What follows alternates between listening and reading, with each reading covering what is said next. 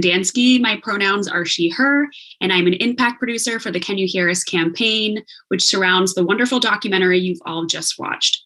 Before we get started with our discussion, I just want to acknowledge the work of our co-presenters for this event, the National Society of High School Scholars.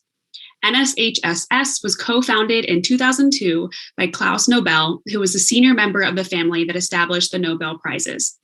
The organization is made up of over 1.7 million members across 170 countries, in which the NSHSS team is supporting students through high school, college, and beyond.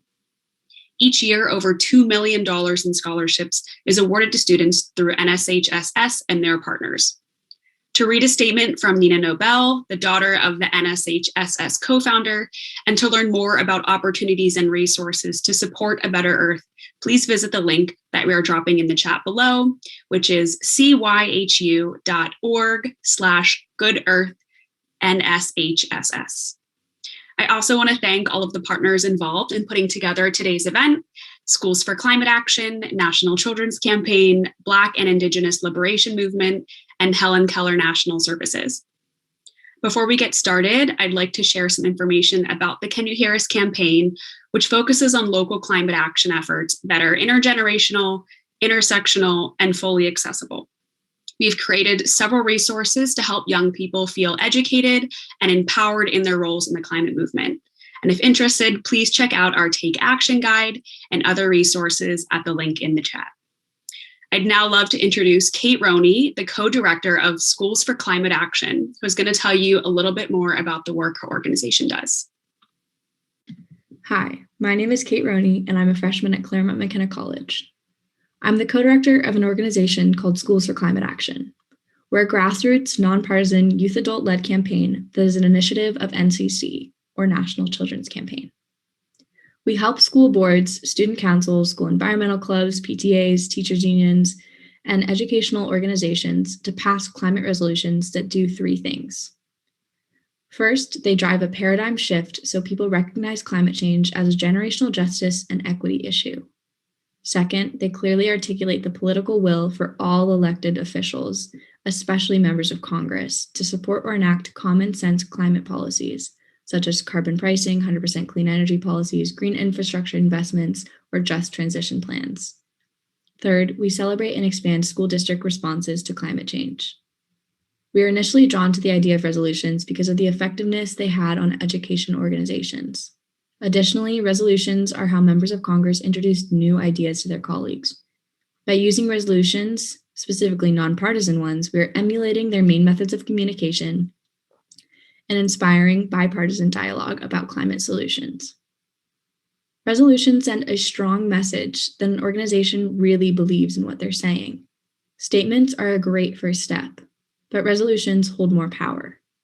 Since 2017, we have passed over 140 climate resolutions within the education sector in communities all across the country, many of which have been hand-delivered to all 535 offices of Congress.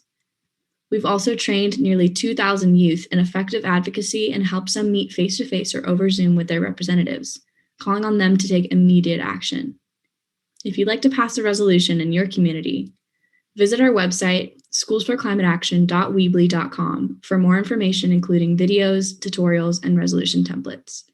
Thank you. Thanks so much, Kate. I'd love to now introduce our moderator for today's discussion, Leo Cerda, a climate activist and Indigenous rights defender focusing on efforts to build a more just and sustainable society. Originally from the Quechua community of Serena in the Ecuadorian Amazon, Leo is the founder of the Haku Project, a young organization that supports community-based economic initiatives as a way to fight against exploitative oil and mining development in the Ecuadorian Amazon. He serves in many organizations locally and internationally, bridging Indigenous community initiatives and international support. Thank you, Leo, for being here with us today, and I'll let you take it away and start us off with a land acknowledgement. Thanks, Devin. Ali tutarunaguna tukunguna, alita kausai, nyukashuti mikang Leo Cerda. Thank you to the National Society of High School Scholars. My name is Leo Cerda, he, him, from the Quechua community of Serena in the Ecuadorian Amazon. I want to start by explaining to everyone what is land acknowledgement. Land acknowledgement can be an accurate way to recognize the traditional First Nations of the world.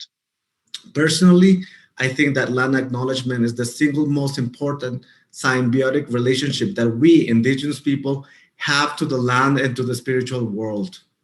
We live through the teachings of our ancestors, we live through the dynamics of our present, and we live for the future of our Mother Earth.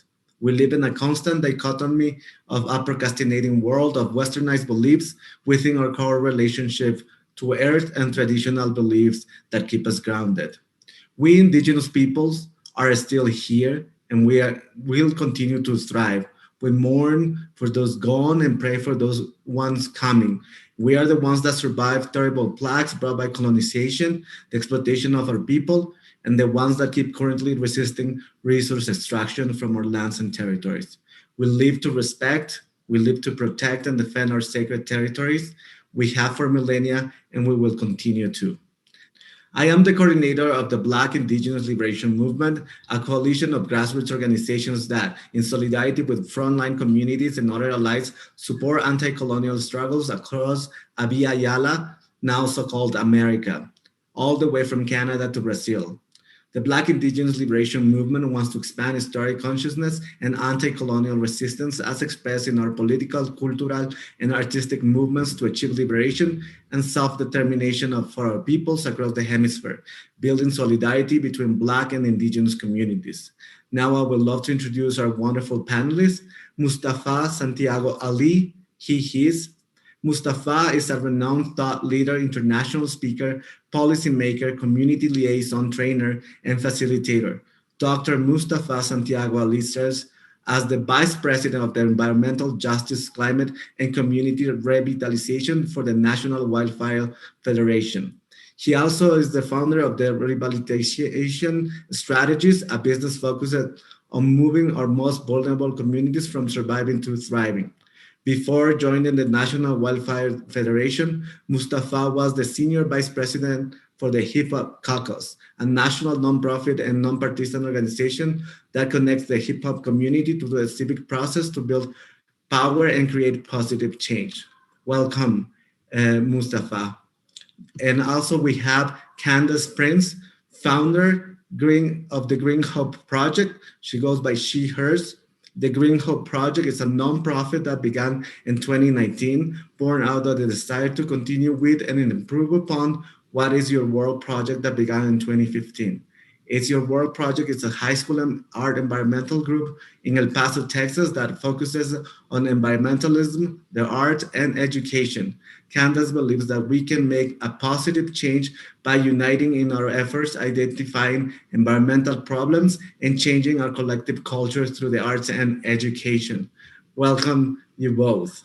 I want to start our main discussion.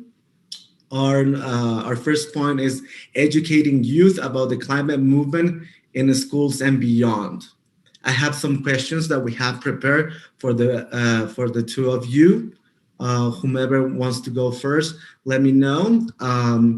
Here is the question. How have you found it most effective to get youth interested and excited to be part of the climate movement? Candace? Well, like you had mentioned in my bio, my first 15 years were in the public education system as a high school art teacher. And so you would think that, we would just, mix paint, do sculptures, do whatever. But I feel like there is such great power in art as there is, I'm sure Mustafa can attest to music. And I think that there's power in it because it speaks to people at an emotional level and people act when they feel, right? And so when people are complacent, that's when nothing happens. So to answer your question, I feel like, getting the kids involved wasn't as hard for me because it was through the arts. And I feel like for some kids that maybe didn't have the background in environmentalism or, conservation, their tools were the paintbrushes or, the pen and the pencil. And by, giving them the permission that they already had. They just needed somebody to say, hey, look, you can change the world through your medium, through your art. I think that excited them, and they felt like they had some sort of control in a world that feels like there's no control. It almost feels hopeless for this next generation, but in fact, it's not, especially if we can find a way for them to unite. So I feel like for Green Hope Project, our mission is art, education, and environmentalism, but it's always environmentalism through the vehicle of the arts. And I think people get naturally excited about the arts. So it was pretty easy for them to get into that. Thank you. Mustafa, what climate topics do you think and find to be most talked about in classrooms and youth movements? Let's say recycling, pollution, biocultural diversity. It's intersectional. That's the beauty of this moment. You create sets of opportunities for everybody to have an on-ramp and being a part of the positive change, and also calling out, some of the impacts that are happening. And they're happening in a number of different ways. So I think, folks across the country in classrooms and outside of classrooms are having a much broader set of conversations. We understand that plastic pollution is a significant impact that's going on. It's impacting our lakes and our streams and our rivers and our oceans. We understand that recycling is important, but we also need to make sure that people understand that when they recycle, there is a benefit that happens to vulnerable communities where the majority of the landfills are placed. Folks are beginning, many young people are having conversations around environmental injustice and social justice and racial justice issues, because they understand that it is directly connected to the impacts that are happening inside of vulnerable communities, and are also a driver in what's happening on the climate stage, because the majority of the fossil fuel facilities are located in the communities where many of these students come from. The pipelines run through their communities. So all of these different issues are all coming together. And we're no longer creating silos in between. We're saying that no matter what you particularly care about, there's a space and a place for you, and that you're needed. Thank you. In terms of education and the climate movement, how can the youth become more involved in demanding systemic change? As you said, there are like frontline communities that are at the forefront of the fight against climate change, and we can use this diversity of educational tools to propose the youth demand systemic change surrounding the environment. I have another question to both of you. What type of experimental learnings can bring students closer to nature and transform the conventional relationship between humans and the planet, to let our students know that we are no different from the planet, I feel like ever since we've started the nonprofit, what I'm noticing is that there's a disconnect for a lot of students that are especially within the city, because they haven't had the opportunities to go have a campfire, roast s'mores, go look at birds, hear water, like be away from the pollution. And so one of our goals is to expand as many opportunities as we can to get students and adults, honestly, out into nature more, because I feel like, how can you fight for something unless you've experienced it? How can you try to defend something until you fall in love with it? And so I know that education can be a slow process, and it's not a quick and easy, hey, we want everything fixed, because education takes time, but it's worth investing the time into it, because when you educate someone, you're in their head, right? Like, that's the change, because now every decision they make, it's going to be based on what they've known, what they've experienced. And so some things that we do with our students is, especially through the arts again, right? So, hey, let's go teach you how to do photography and photograph nature. Oh, but guess what? You got to go out into nature to photograph it. And so then they're like, oh my gosh, I didn't know we had so many birds here in the desert. Oh my gosh, look at these lizards. And then all of a sudden they're like, oh my gosh, don't step there. You're going to destroy their habitat. Oh, don't kill it, And so I think those those seem like such small things, but they're so important because then they begin to fall in love with the animals and the plants, and they see the beauty in it because they're looking at it so up close with their camera lenses, right? Everybody's glued to their phones anyway. You might as well document the beauty of nature. And some other things we're doing is like we're planning an environmental summit right now to merge the art world. We have this trash to treasure recycled art competition we do every year to encourage artists to use recycled materials. But we're merging that award ceremony with an environmental summit. So we're trying to unite these eco-environmental groups that normally are kind of fractured, or they have their own missions, but we're trying to bring them together. And I think it's happening more naturally. But I think those are important things because I think we're stronger united than we are separately. And I think there's a lot of people that feel the same way we do. We just got to come together so we can be a stronger force. Thank you, Candace. Mustafa, you explored before about intersectionality. Our second point here is intersectionality on the climate movement and the role of interraciality, allyship, for us and for you as educators of runnings of a nonprofit. Intersectionality, racial inequality, and colonialism are deeply intertwined with the climate movement. How can climate activists best educate themselves on how these topics affect the ability to achieve social change? Well, one, make sure that you understand the principles of environmental justice, those 17 principles. The first one is honoring Mother Earth. The second one is making sure that policy development is just and that it is actually anchored in the realities that communities are dealing with. And then understanding that everything has a symbiotic relationship. We are talking about housing. We're talking about transportation. We're talking about public health. We're talking about food insecurity issues. We're talking about the opportunity to create economic opportunities as well.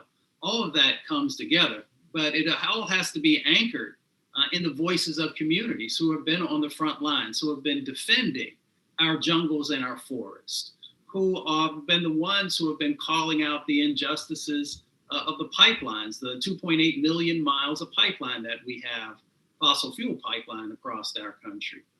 So the intersectionality is the understanding that if we want to be healthy, if we want to have a thriving economy, that we have to bring all of these various aspects together. And then we understand that racial injustices have been what has been used to separate folks, to create sacrifice zones, where we place everything that nobody else wants.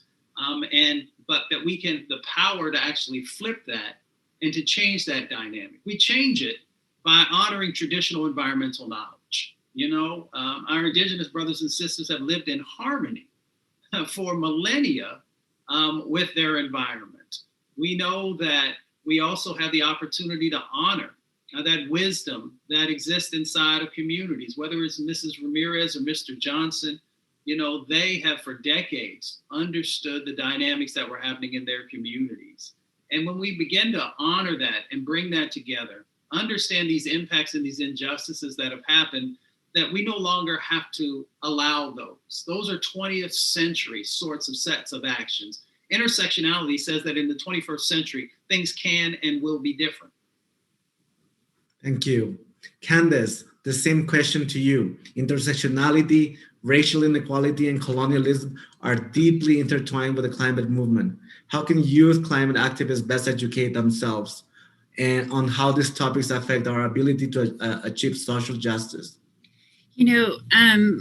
Something that Mustafa said really stuck out to me was just everything's connected, right? And so I think people get so focused on, micro stuff that they're not seeing the big picture. And so I completely agree. I feel like if we can educate ourselves as a matter of hey, if you take care of environment, you can also help, the economy. You can also help people that, the food shortages. Everything is connected in some way. And so in regard to environmental justice issues, we just got through filming community members that have encountered that.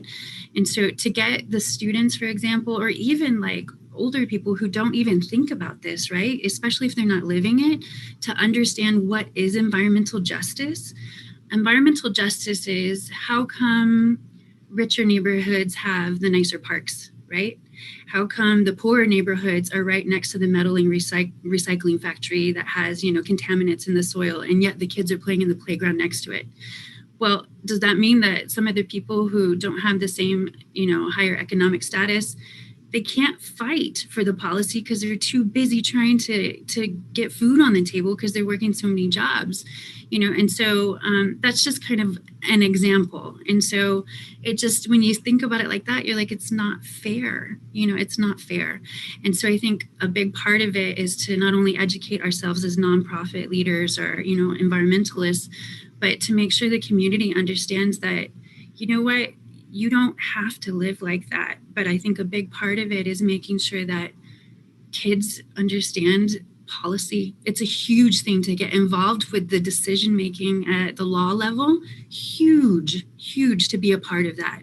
And so maybe my kids don't go into the arts, or maybe they're not a conservationist, but maybe they'll go into law and they'll remember what we've taught them, and they'll remember that wasn't fair, and they can fight on a different level. We've seen the rise of activists such as Greta Thunberg, an icon for the younger generation. We see Indigenous peoples in the front lines in all over the world. And one of the main things for us is, how can we get the attention of the older generations and get them concerned about these important topics, such as climate issues? Like, how do you find it most effective, and what are your realms of work? Mustafa and Candace, in your realm, how can we get the older generations to listen to us, and how can we make policy change as the students, as the younger generations? I think young people are already doing that. And yes, we want to expand that. But let's look at the Black Lives Matter movement. Young people and others, were willing to stand on the front lines for change. And then others came, elders came into that space. And, it was Black and white and Latinx and Indigenous brothers and sisters all standing up and saying, you know what, things have to change. And we're willing to actually invest our time and our bodies sometimes to make sure that change happens. When we look at the climate movement and what we're dealing with the climate crisis, that was young people who were a part of the rallying cry. And it's been going on for a while now, of young people being out there on the front lines. If you look at the early environmental justice movement, and you look at the folks who were laying down in the roads to stop trucks coming into Warren County, North Carolina, those were young people who were laying there and were protesting against these injustices that were going on. So young people are leading. The question is, what do we need to do to actually help to make sure that they have the resources and the capacity and the platforms to make sure that their voices continue to expand across the planet? And then, of course, in the environmental justice movement, we work in an intergenerational way where we honor, that energy and innovation and ingenuity that young people bring. And we also honor our elders, understanding that they've done seen some things and been through some things. And when that comes together, then we have a transformative moment. I think we're right now at this precipice of change, where you see little kids, 5, 6, 7 years old, who can talk about many of these issues in the ways that you would expect a scientist to be able to talk about them. And by the time they're 18 or 19 years old, they may have 10 or 15 years of experience under their belt. So we have an opportunity now to create 21st century organizations, 21st century paradigms where the voices of young people are honored, and not just, in a way where, you're giving them a quick snapshot, but that they actually, are drivers of change. And just let me call out one thing. I just want to hope that people realize that Black and Brown and Indigenous youth have been doing this work for decades without often getting the limelight, without getting the resources from the philanthropic world. So we should make sure that we are honoring that as we also honor others who are also helping to lead the charge. Thank you. Candace? I feel I feel exactly the same way, that it's already happening. It really is happening. And if you are somebody that is listening to this, I urge you to not just feel it and think, oh, I really would like to be a part of the change, or, that's great what other people are doing. I urge you to act on it, because I think, nothing's going to change unless you put those thoughts and feelings into action. You have to step up. And so I feel like some people hold back because they feel like, oh, who am I? Or what do I have to contribute? Or I'm not as educated, or I don't understand the policy or the issues as well. You do what you can when you can. So if you are like amazing at social media, maybe that is what's going to help. Maybe you are amazing with music or art. You can express how you feel about what's going on through those mediums, and I guarantee you will touch someone.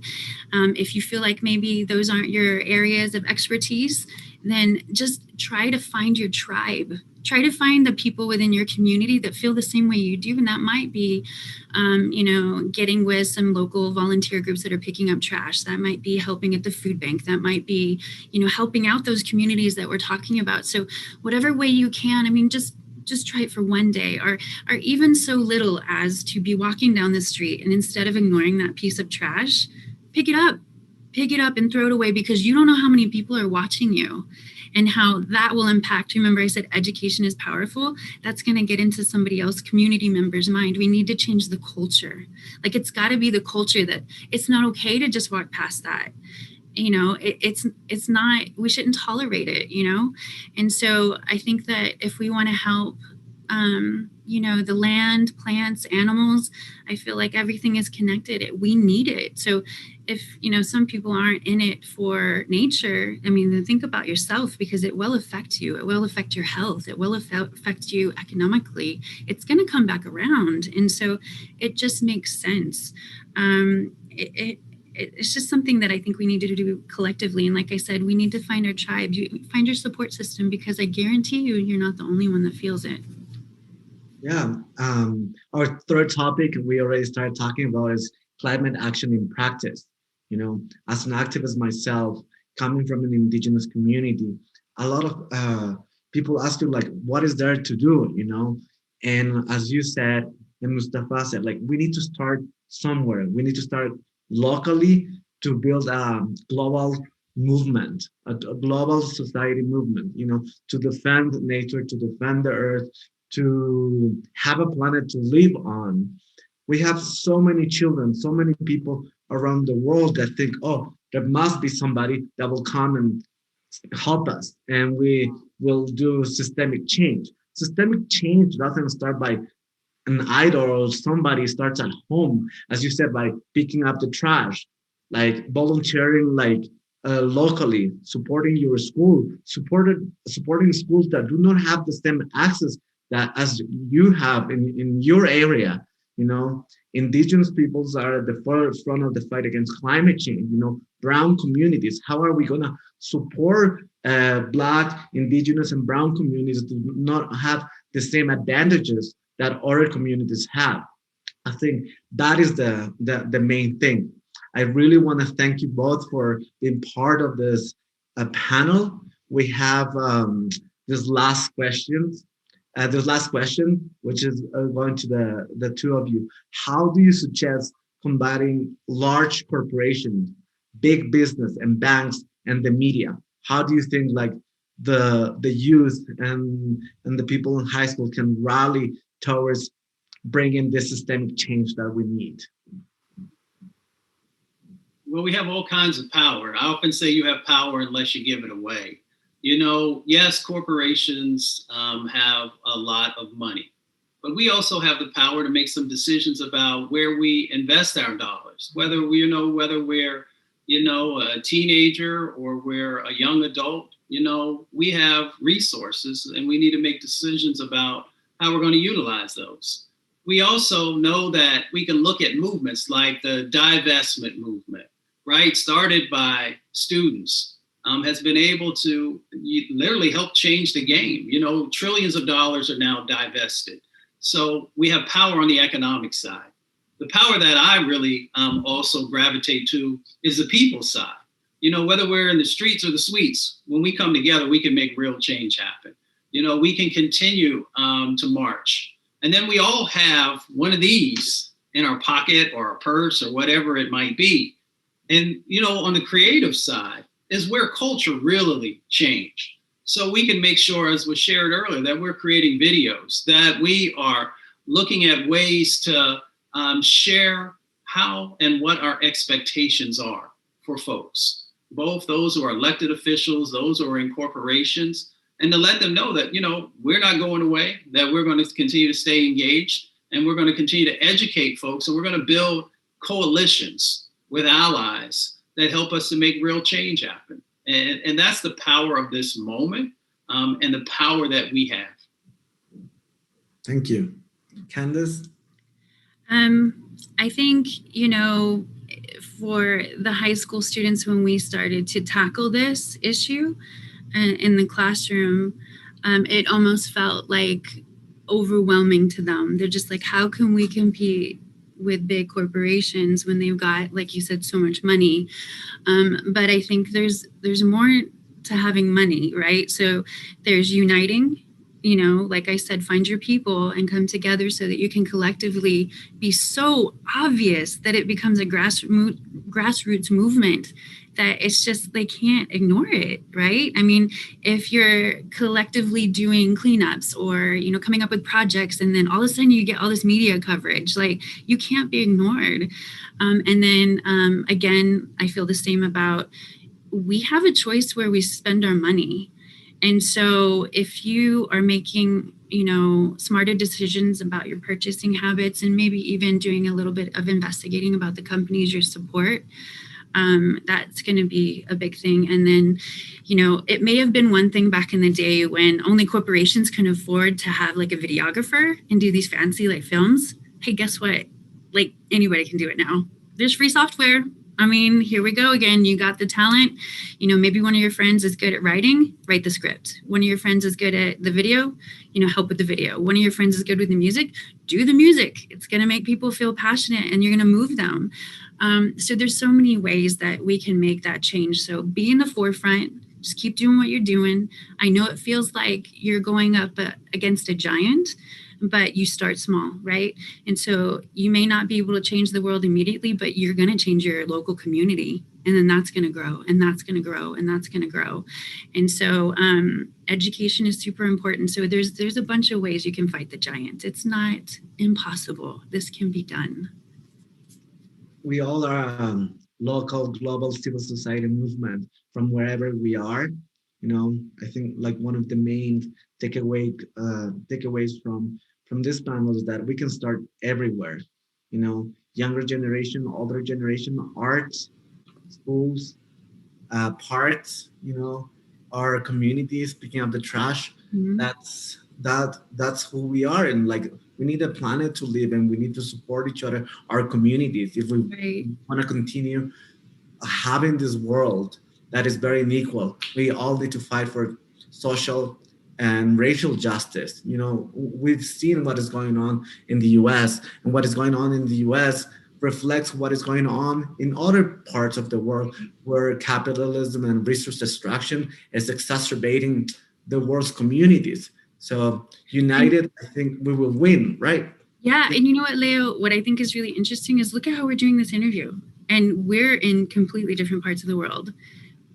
You're my tribe. Like, you guys are my tribe. Like, we have found each other. Oh my God, I have found you. How exciting. I think we don't have to just be in our local communities. I mean, I think part of it is making these connections worldwide. So I want to hook up with you guys later, because I know that there's probably some way that we can work together. And I think that should be an example for anybody watching this. It doesn't have to just be in your community. I mean, it's at our fingertips. We can get a hold of people all over the world and unite. And I think that's incredible. I think we should. We're more connected than ever. That is why we have some questions from our students who are watching this. We're gonna go ahead with the questions. Question number 1. Hi, my name is Tyler Daniel. My pronouns are she, her. I am 16 years old and I attend Lincoln Park Academy. My question is, when concentrating on conservation issues, what exactly should we conserve? Is the primary focus plants, animals, and resources, or should we seek to conserve human traditions and activities as well? I mean, I think all of the above.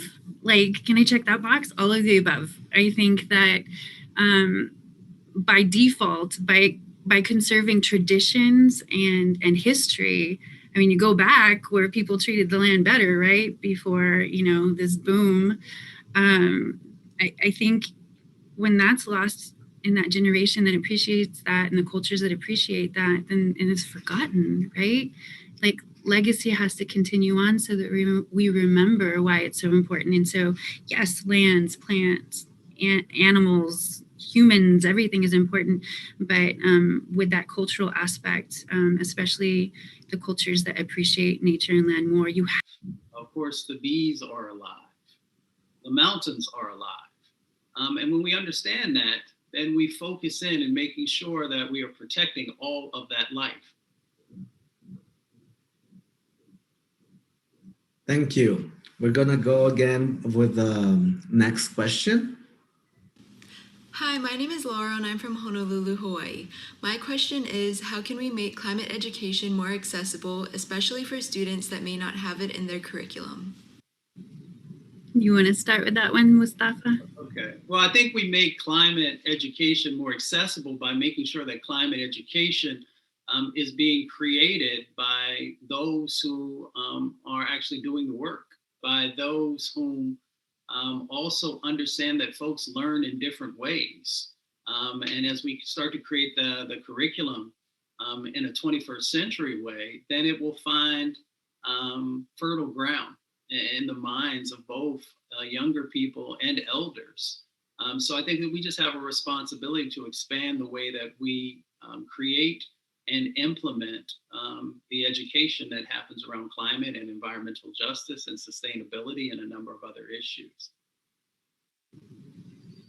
I think that's a really, really great question because it goes back to the education component, which I feel is very strong about moving forward.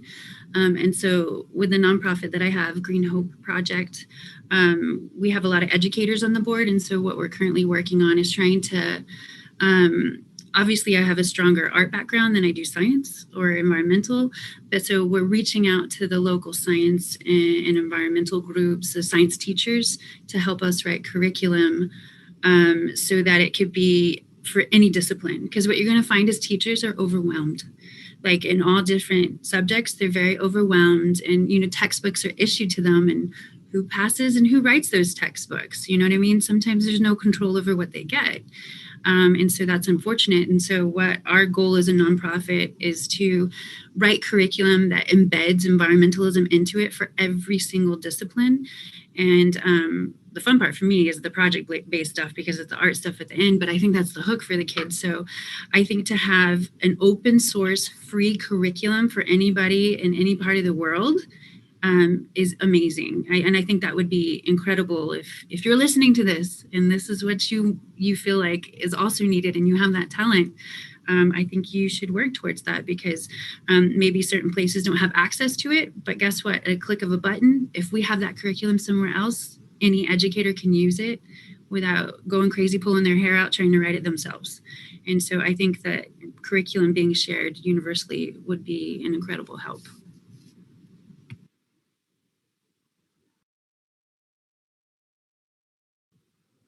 Thank you. Next question. This question is for Leo. Why is Indigenous leadership so important in the climate movement? Indigenous leadership in the climate movement is very important because we are the ones that are most affected by climate change, and we are the ones that are the forest keepers. We indigenous peoples of the world represent only 5% of the Earth's population, and we conserve more than 80% of the world's forests. So that's why it's important for us to be there. Happy Earth Day, everyone. My question is, how can the climate movement include activists with physical and neurological differences and make sure that it's accessible for everyone to participate? I think it's important for these movements to be accessible because it affects everybody. It doesn't matter, what your background is. It doesn't matter, what conditions you may or may not have. It affects everybody that is living, right? It's affecting the planet. And so, everybody is capable of change. It doesn't matter how old you are. It doesn't matter what problems you're going through. It doesn't matter, if you're able to walk or you're not able to walk, if you can talk, if you can't talk. You are an important, beautiful being that can change the world for the better. And so if we're not working towards, eliminating or alleviating the suffering of animals, plants, or other humans, then what is this world for? What is this life for, right? Because you could play video games all day. And at the end of the day, what does that matter? You can, watch TV all day. At the end of the day, what does that matter? What better feeling it is to help and have that be lasting. To end the suffering or help end the suffering. I think that's so important. And, I also urge people to, rather than just even recycling, invent something that replaces plastics anyway. You know what I mean? I think wherever you come from, you could be that one person. So I think it's important to be all inclusive because you never know who that next inventor is going to be that's going to turn it around. This is a movement. This climate movement is about reconnecting with our humanity and understanding that everyone is connected to that. And when we actually honor that, then we make sure that we are focusing on all the gifts that everyone brings. Everybody is blessed with a gift that can help to make sure that change actually happens. And that's why it's so exciting to be a part of the climate movement and the environmental justice movement, is that, we realize that it's going to take everyone for us to move so many folks from surviving to thriving, and that we know that we can do it together. And that is the focus that we should be putting our attention on. Thank you, Mustafa. Thank you, Candace. We all are here together. I really appreciate your time for our audience and for us, so we can learn from each other and see what other people are doing around the world. Thank you again for wonderful panelists and partners for putting this event. If you'd like to explore a list of action items or find other ways to get involved, please visit cyhu.org/GoodEarth NSHSS. Thank you so much for being with us.